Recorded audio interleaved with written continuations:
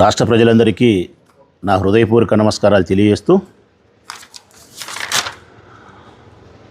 రంకు నేర్చినమ్మ బొంకు నేర్చదా అని పాత సామెతే. కాకపోతే ఇప్పుడు దాంతో అవసరపడింది ప్రజలారా. పవిత్రమైనటువంటి ధార్మిక క్షేత్రం తిరుమల తిరుపతి. అట్టి తిరుమల తిరుపతి ధార్మిక క్షేత్రానికి ప్రభుత్వం చేత నియమింపబడిన అధిపతి టీటీడీ చైర్మన్ అంటే, మరి ఆ స్థానంలో పవిత్రమైనటువంటి ఆ స్థానంలో ఉండే ఆ మనిషి గతం ఎట్లున్నప్పటికి కూడా పవిత్రంగా మాట్లాడాలా, పవిత్రంగా చర్యలు ఉండాలా.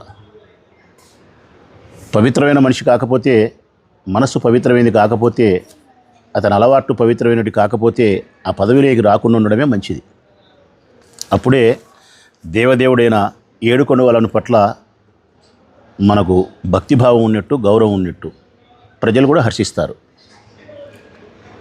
కానీ ఇప్పుడేం జరుగుతుంది అంటే, చంద్రబాబు నాయుడు సారథ్యంలో టీటీడీ చైర్మన్గా బిఆర్ నాయుడు గారిని ఏర్పాటు చేసినారు.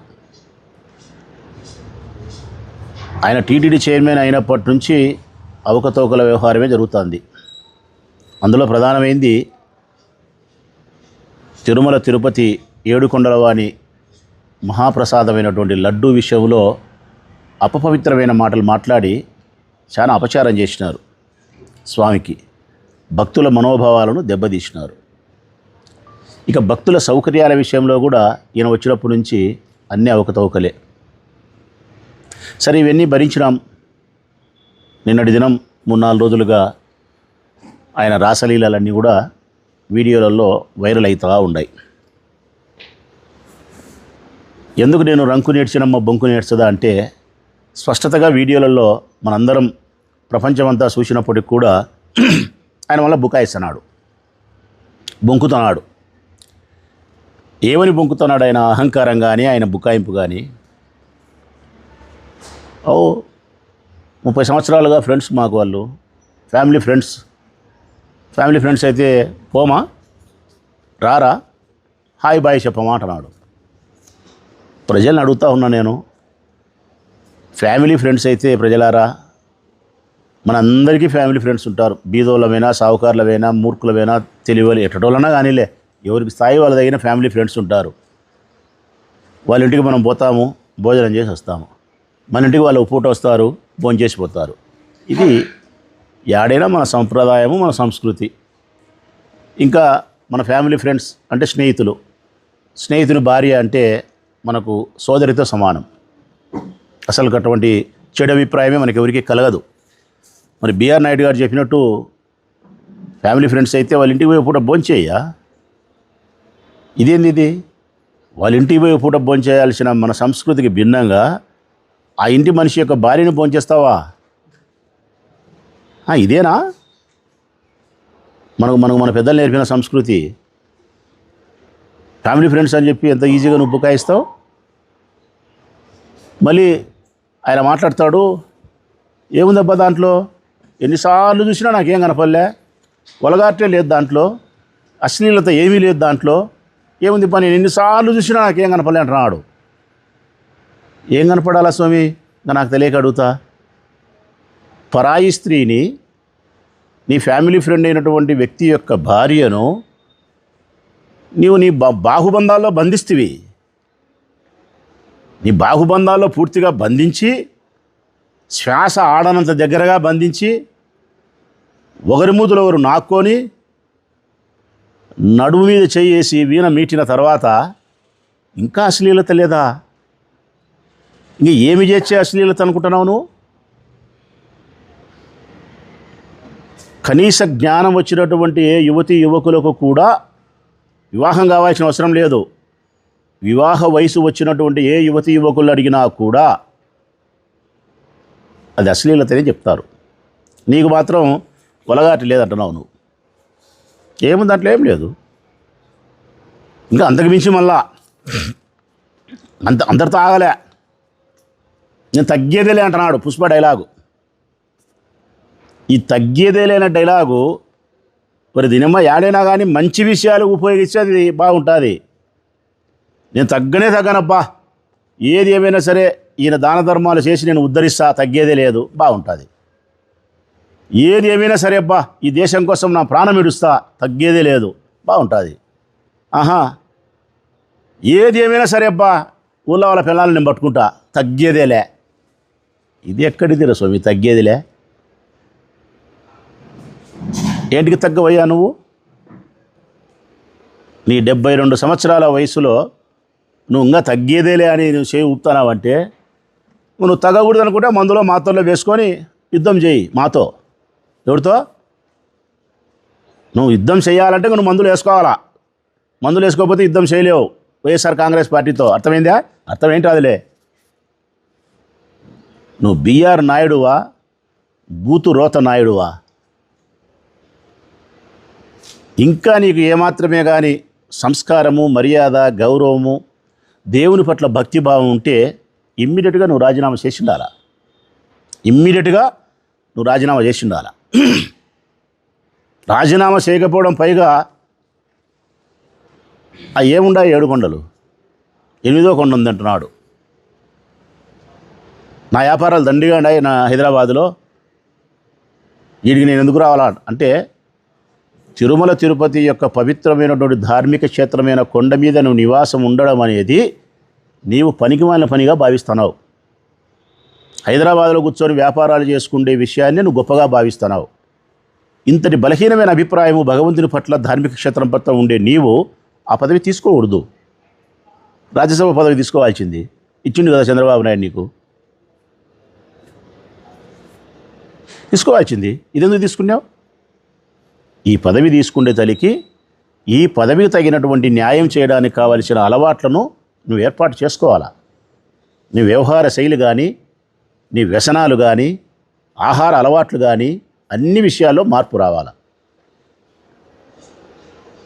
ఆహా, నీకు అహంకారం ఎక్కువే, మాటలు ఎక్కువే. ఇంత జరిగిన తర్వాత కూడా నీకు ఇంకా బుద్ధి రాలే. ఇంకా అన్నిటికంటే ఘోరమైంది ఈ భారతదేశ వ్యాప్తంగా ఉండే ప్రతి హిందువు బాధపడేంత గొప్ప చెడ్డ మాట ఏంటంటే ఆయన మాట్లాడింది.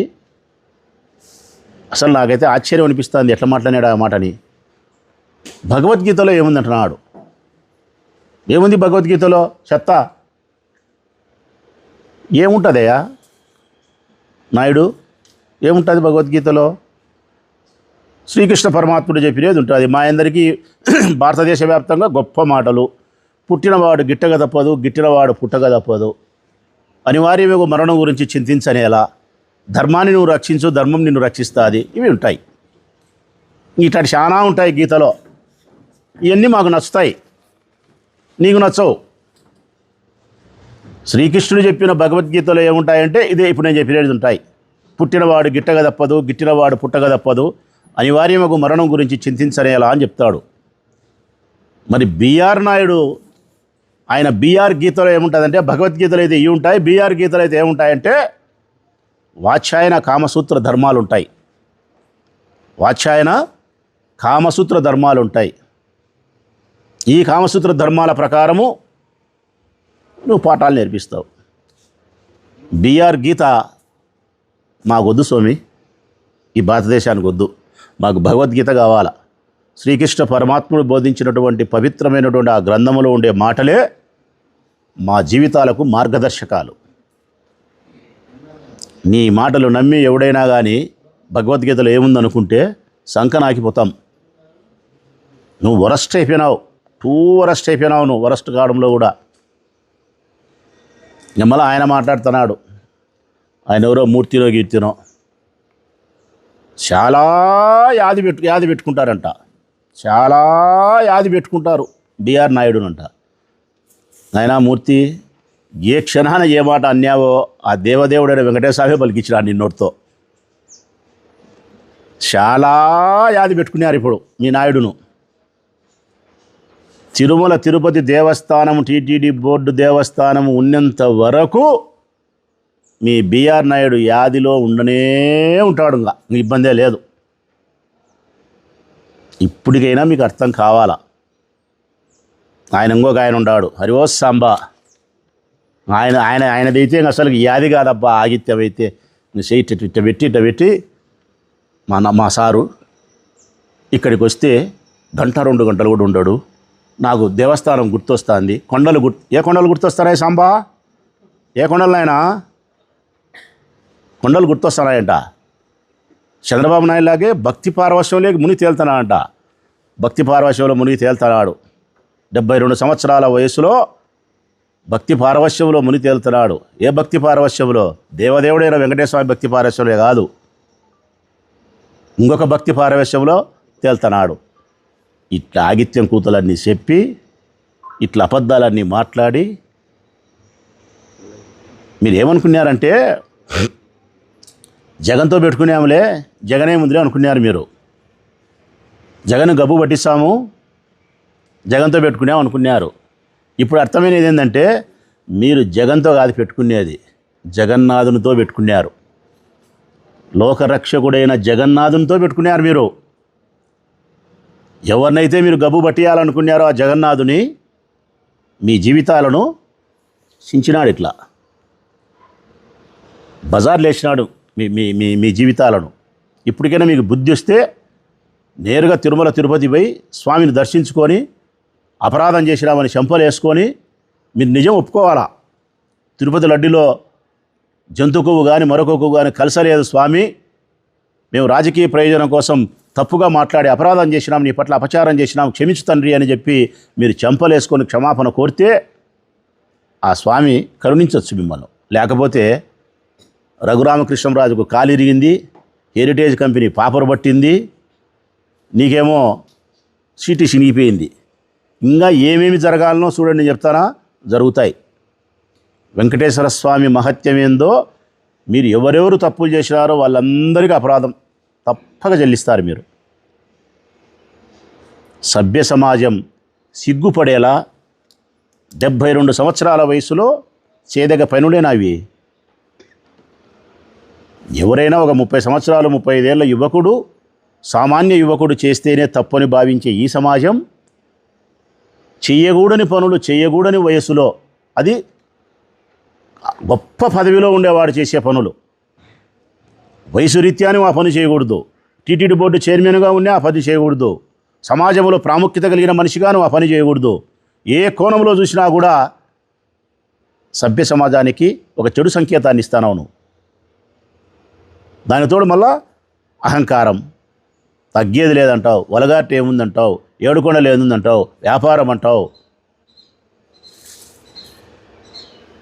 దయచేసి చంద్రబాబు నాయుడు ప్రభుత్వమైనా కానీ తెలుసుకోవాలని విజ్ఞప్తి చేస్తాను. ఆయనైనా సరే, ఆయనకు ఉండబడిన సంబంధాల దృష్ట్యా ఆయన పార్టీకి భజన చేసినాడు కాబట్టి, అబద్ధాలు నిజాలుగా మీడియాలో ప్రచారం చేసినాడు కాబట్టి అందుకు కృతజ్ఞతా భావంతో ఒక పదవి ఇవ్వాలని చెప్పి నువ్వు ఇచ్చిండొచ్చు, నేను కాదనలే. ఆయనకి ఇవ్వాల్సింది ఈ పదవి కాదు, ఇంకొక పదవి ఇచ్చిండాల. రెండవది పొరపాటు చేసినావు. ఇంత వీడియోలో దొరికిన తర్వాత అయినా కానీ ధార్మిక క్షేత్రమైన పుణ్యక్షేత్రమైన తిరుమల తిరుపతి దేవస్థానానికి టీటీడీ బోర్డు చైర్మన్గా అర్హుడు అని చెప్పి రాజీనామా చేయించాలి ఆయనతో. ఆ స్థానంలో పవిత్రమైనటువంటి హృదయం కలిగిన, మంచి అలవాట్లు కలిగిన ఓ మనిషిని పెట్టగలిగితే అది భక్తులందరూ స్వాగతిస్తారు, సంతోషిస్తారు. లేకపోతే ముఖ్యమంత్రి గారు పనికిమాలిన రోడ్డు బిఆర్ నాయుడు అనే దానికంటే అతన్ని తొలగించకపోతే ఈ పనికిమాలిన రోడ్డు పెట్టోడు ఏ అని అంటారు, అవతల పక్క డ్యాష్. ఆ మాట మీరు అనిపించుకోకూడదు. ముఖ్యమంత్రి స్థానంలో ఉండి అంటే ఇమ్మీడియట్గా ఆయన్ను పదవి నుంచి తొలగించండి, ఒక మంచి వ్యక్తిని ఆ స్థానంలో పెట్టండి.